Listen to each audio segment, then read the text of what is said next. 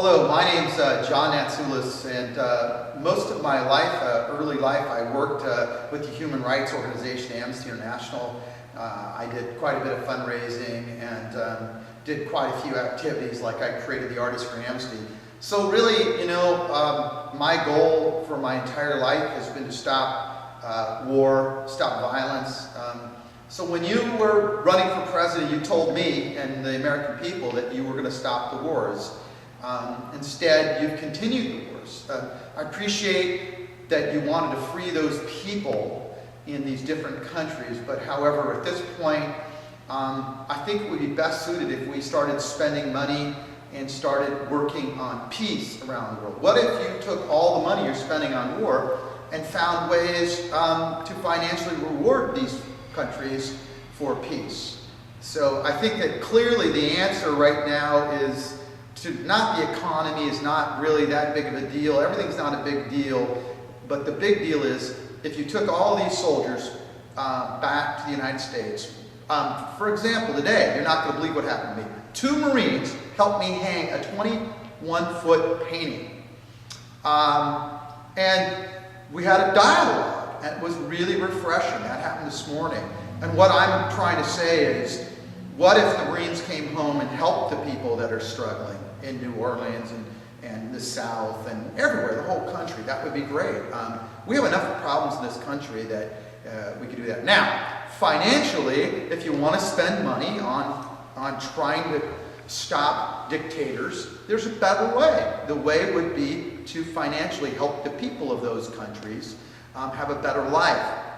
Once they see that there is a better life, then maybe they will find a peaceful solution to stopping these dictators from doing these horrible things. Now, I'm with you 100% on the idea that there is human rights violations are being broken, torture, things are happening.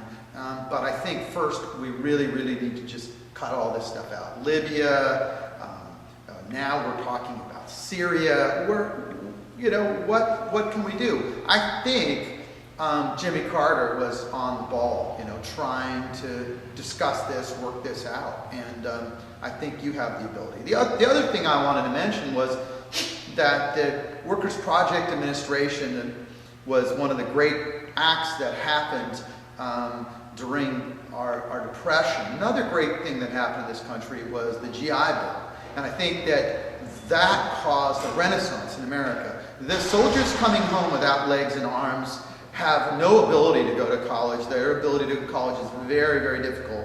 So another thing we really need to work on is making education affordable. Recently I've been looking at these universities, these state and universities, and what's happened is the people at the top are making a lot of money, and we're forgetting about what it's all about. It's the students. Why in the 50s did we have a renaissance in every single field of study? Why?